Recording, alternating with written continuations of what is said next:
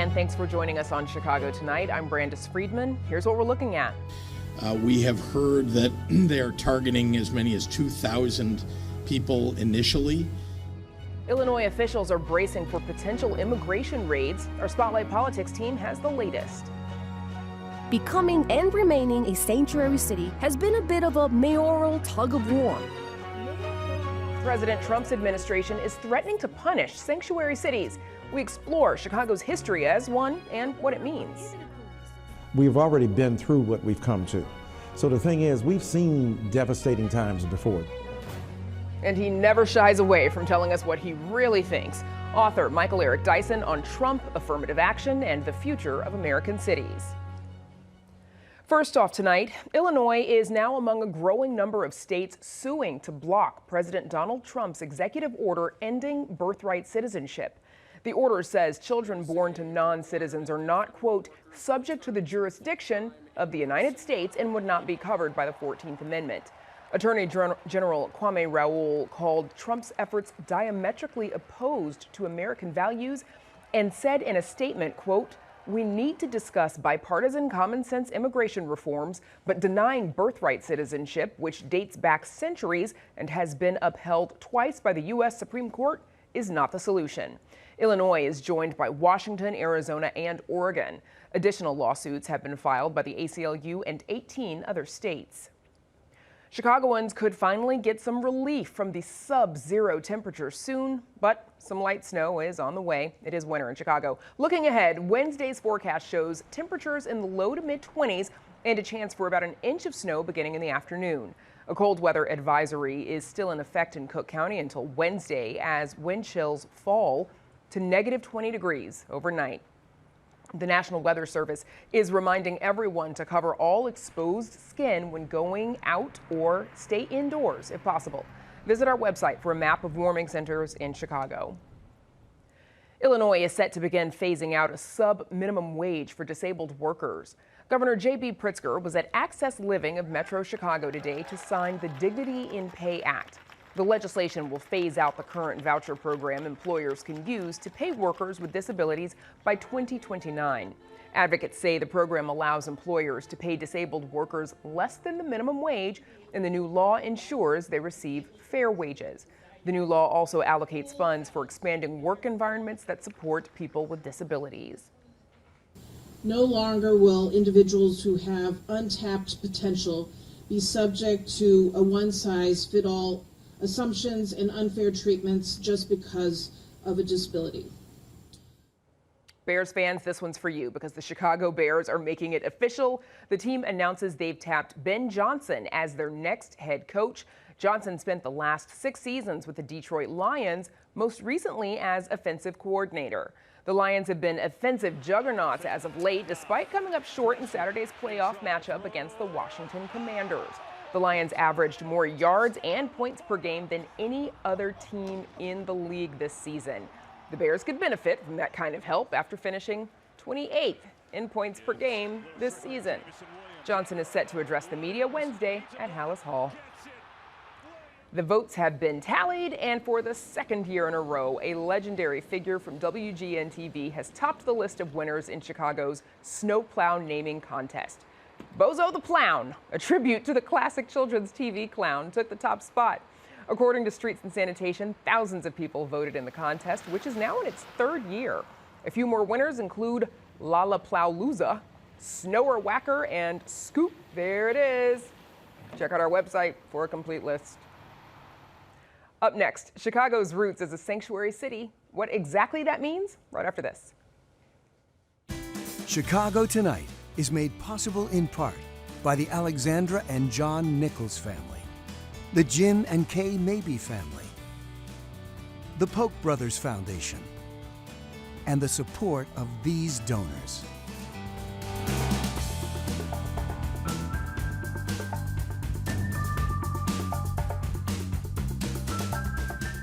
Illinois officials in Chicago's immigrant communities are bracing for potential raids.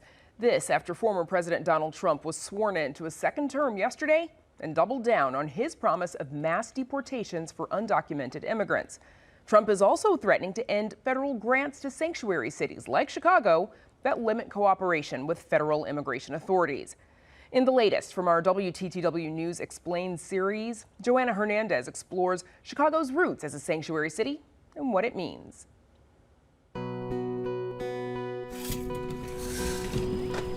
For 4 decades, Chicago has held the designation of a sanctuary city. But what does it mean, and how has Chicago's status endured? The term sanctuary city refers to any jurisdiction that discourages, limits, or denies cooperation with federal immigration authorities. There are currently hundreds of sanctuary communities in America and 13 sanctuary states. Where do they come from? While Berkeley, California claimed the title of first sanctuary city in 1971, the sanctuary city movement really began popping up across the country in the mid-1980s.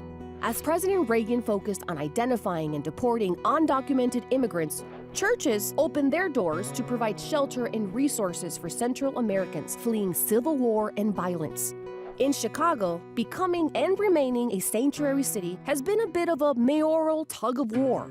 Mayor Harold Washington first declared Chicago a sanctuary city in 1985 via executive order. The order prohibited police and city employees from questioning residents about their immigration status and terminated cooperation with federal immigration authorities. Some argued the policy shielded convicted criminals from deportation, and in the 1990s, Mayor Richard M. Daley interpreted the policy to allow city officials to provide immigration information to the feds if the subjects were involved in serious crimes. Chicago's sanctuary policies went from executive order to a strong law with the 2006 Welcoming City Ordinance. In 2012, Mayor Rahm Emanuel and the City Council weakened the law, allowing police to work with federal officials in limited cases. Upon election in 2016, President Donald Trump threatened sanctuary cities with the loss of federal dollars. Nevertheless, the Chicago City Council voted to reaffirm the ordinance. Under Mayor Lori Lightfoot, an expanded welcoming ordinance closed the loopholes opened by Daley and Emanuel, banning all police cooperation with federal immigration authorities. As Chicago enters its 40th year as a sanctuary city, Mayor Brandon Johnson has reaffirmed Chicago's commitment. And today, thousands of refugees and undocumented immigrants have found a safe haven in Chicago. A point of pride for those who believe offering sanctuary is a matter of human rights, and a point of consternation for those who see it as a hurdle for law enforcement.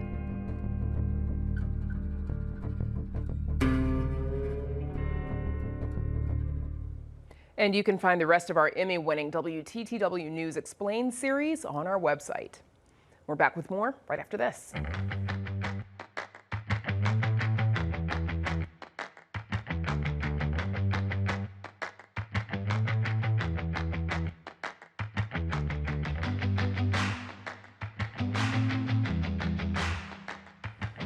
Author and professor Michael Eric Dyson is known for his rapid-fire commentary, threading hip-hop lyrics with Bible verses in his signature alliteration to make his point about politics, pop culture, and certainly racial justice in America.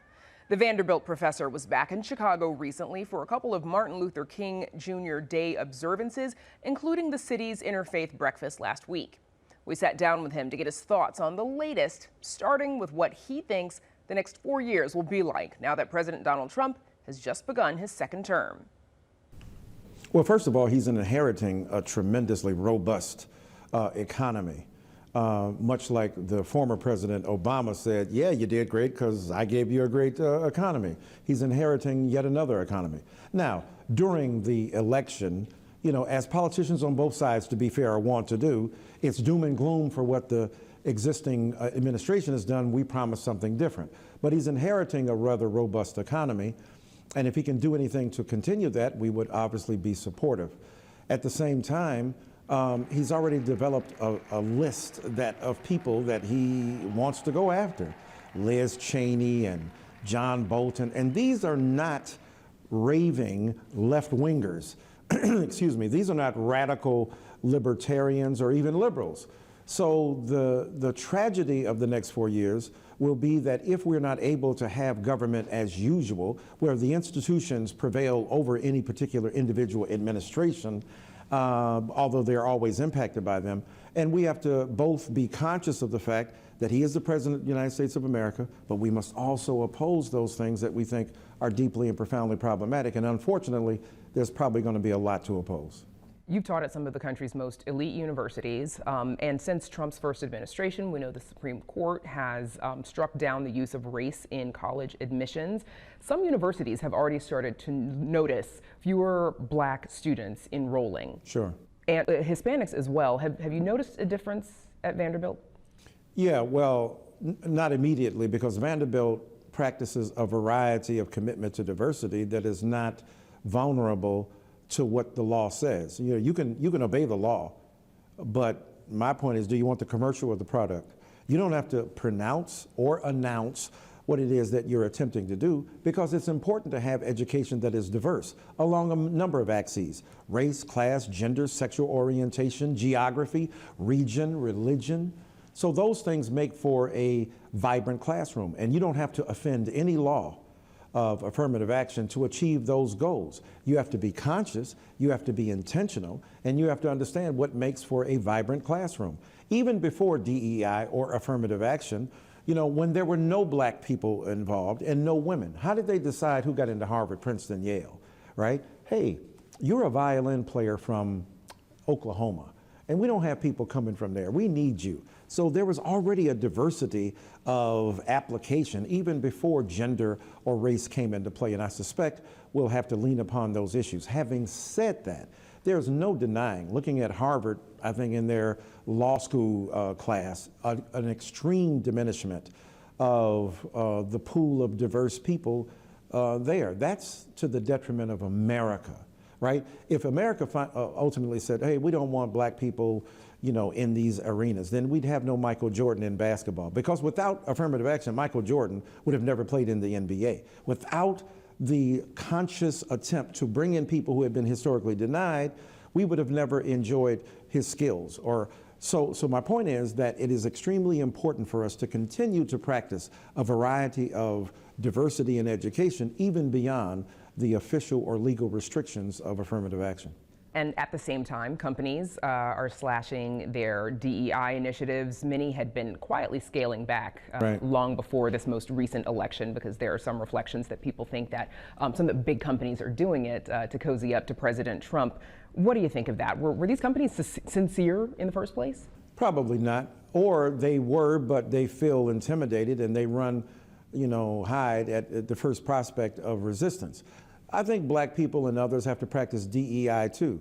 Deny economic investment, right? Get involved in a boycott yourselves. I mean, if Walmart thinks that it's okay to cease your program, it's all right for us to cease our economic investment. Or again, we can ask Walmart, you can get rid of the official DEI program, but do the things that you know are consciously encouraging your customers, a number of whom are people of color, to be involved. So again, there are ways around the legal restrictions that have been imposed. And the affirmative action rulings for education have been taken so rapidly and readily by these companies. Those were not the rulings for them, but they figured, well, let's go along and do the same thing. Well, let's do the same thing when a righteous cause is championed and you want to see the kind of spreading of a good idea, which is diversity, which is having a workforce that reflects those who constitute our communities or those who are our consumers. There's always a way to get to the issue of diversity in a creative fashion if you have the desire or the intent. And for those corporations that don't do it, we got to make them pay.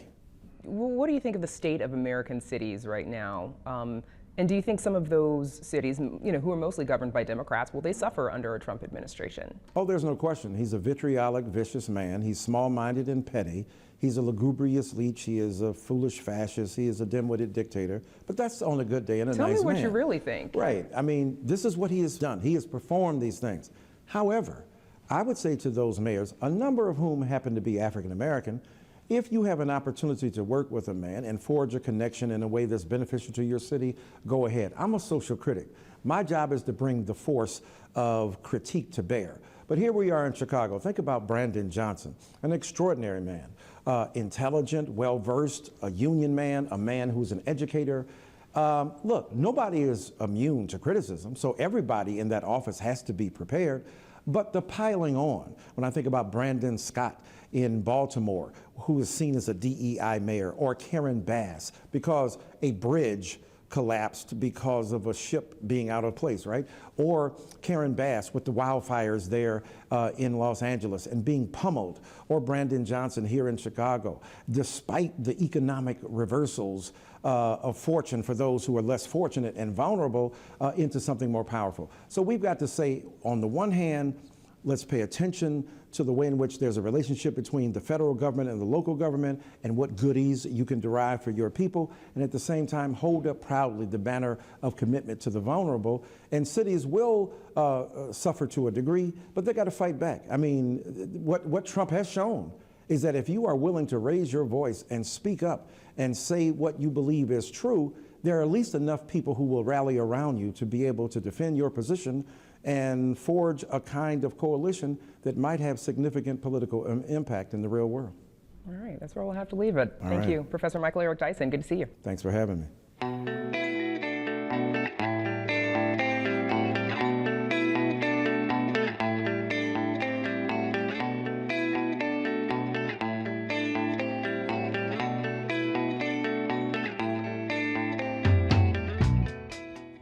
Closing arguments begin tomorrow in the corruption trial of former Illinois House Speaker Michael Madigan.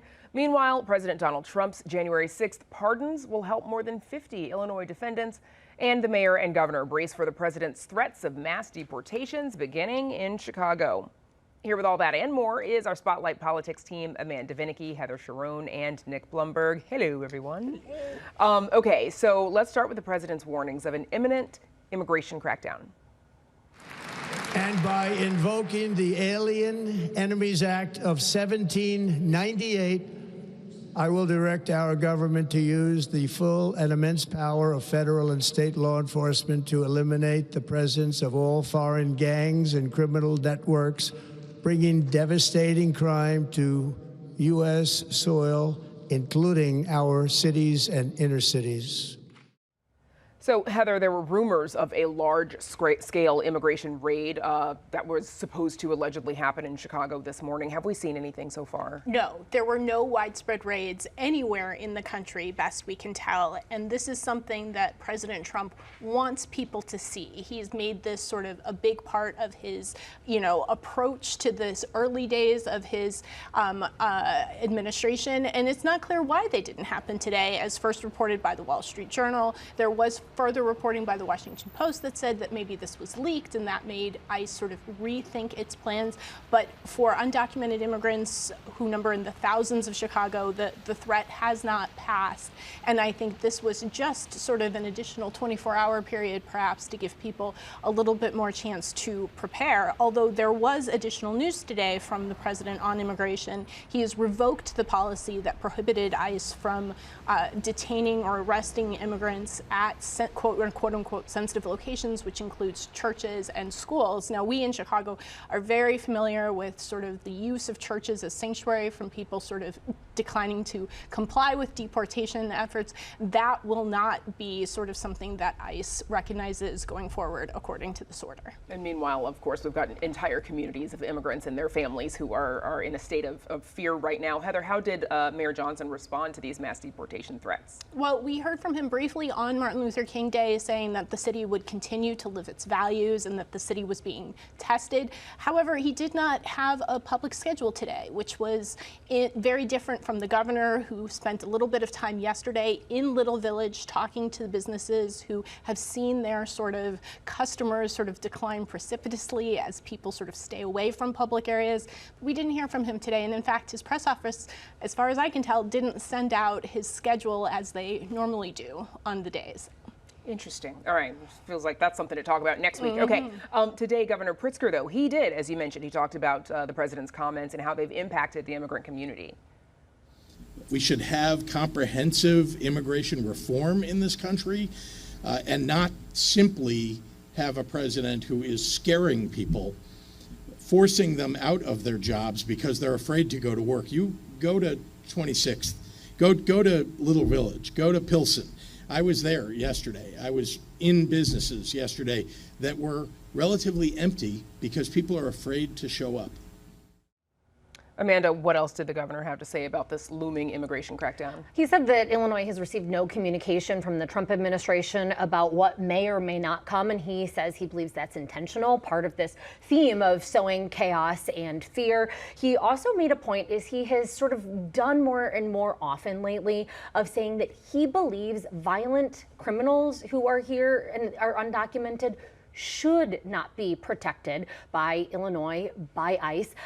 He says that that is something that is already illegal, and he believes that he doesn't want him in Illinois. He doesn't want him in the country. I think that the governor is making a point of this each time he speaks on immigration for truly their political reasons, or really to connect with people who are concerned about this threat that you hear voiced by the president now of the United States continuously, that there are criminals amongst our midst who are scary and could hurt them. So he makes a point really to say that in his remarks. While noting that the vast majority of undocumented immigrants are not criminals, do not have a criminal record, and are sort of not engaged in any illicit activity. Amanda, is Pritzker saying anything about whether the state can protect any undocumented immigrants from deportation? He continues to say that Illinois will stand up for its values and keep people safe. Illinois has the Trust Act that provides really sanctuary status and says that law enforcement cannot be working with ICE on deportation orders. So beyond that, though, we don't have a lot of details. But Illinois is joined with 3 other states to file suit now against the Trump administration, seeking to block it from implementing the executive order that would end the right to birthplace citizenship. So that's certainly a big action on the part of the state. So another one of President Trump's many executive orders signed yesterday, though. Nick, he pardoned those who were involved in the January 6th attack, as we've mentioned. How many Illinoisans are impacted here? That's right. This is a sweeping order. More than 1,500 people from all 50 states who have been caught up in this probe of the January 6th riots. More than 50 Illinoisans were a part of this mass pardoning, of which all but a handful of them had already been convicted for the crimes. Some of them had already served, prison time or probation. Some of them were still behind bars. But yeah, prosecutors began formal dismissal proceedings today to do away with the outstanding cases. These include people from far-right extremist groups like the Oath Keepers, like the Proud Boys. In fact, Trump commuted sentences from leaders of those 2 groups. There was, a high-profile case of a former Chicago police officer who was sentenced to probation after January 6th and lost his job, and his attorney has given quotes to the Sun-Times, to the Tribune I saw reporting today, saying that he was scapegoated. He's trying, going to perhaps try to get his job back on the force, although that is probably a very unlikely outcome. All right, that's something that we'll be keeping an eye out for, just to see whether or not that actually happens. In the Madigan trial, closing arguments expected to start tomorrow. This is the last chance, of course, for attorneys to make their pitch to the jury. Amanda, Nick, coming to you first. Amanda, what are some of your thoughts on the main points that they're going to try and hit home? Well, as we've been talking about, you had Madigan take the stand, and this was a jury that was selected because they didn't know a lot about Illinois politics. So while anybody who has been following our program certainly knows about and everyone Madigan, should be. That's true. As they all are. About his really vaunted status in Illinois. These are people who might not know that. He got on the stand and presented himself as somebody who is non-confrontational, and therefore that's why he didn't maybe speak more harshly when former Alderman Danny Solis brought up a quid pro quo. So I think you're going to hear that sort of defense. He's a grandpa. He worked tremendously hard as he had witnesses there.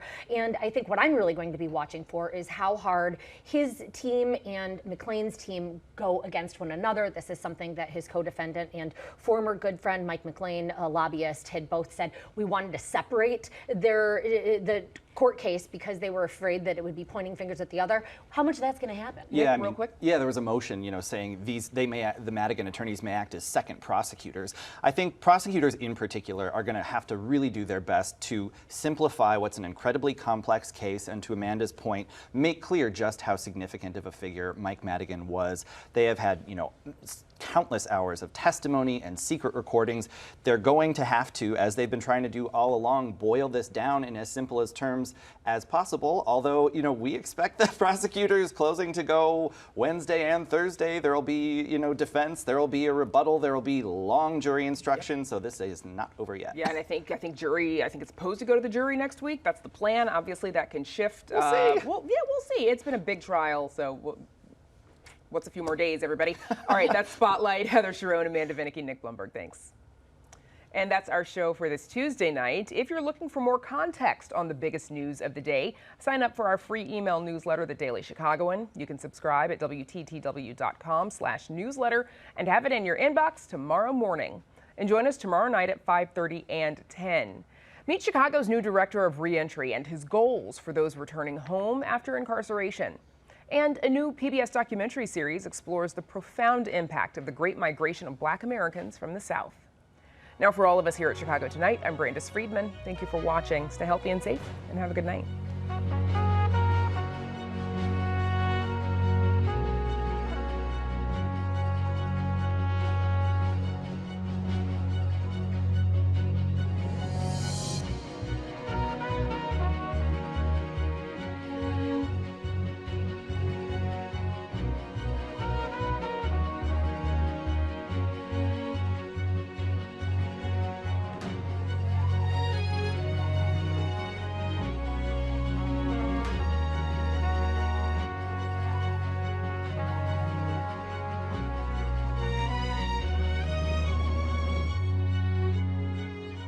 Closed captioning is made possible by Robert A. Clifford and Clifford Law Offices, a Chicago personal injury and wrongful death firm, and proud sponsor of programming that offers advice and strategies to enhance the physical and mental well-being of fellow legal practitioners in Illinois.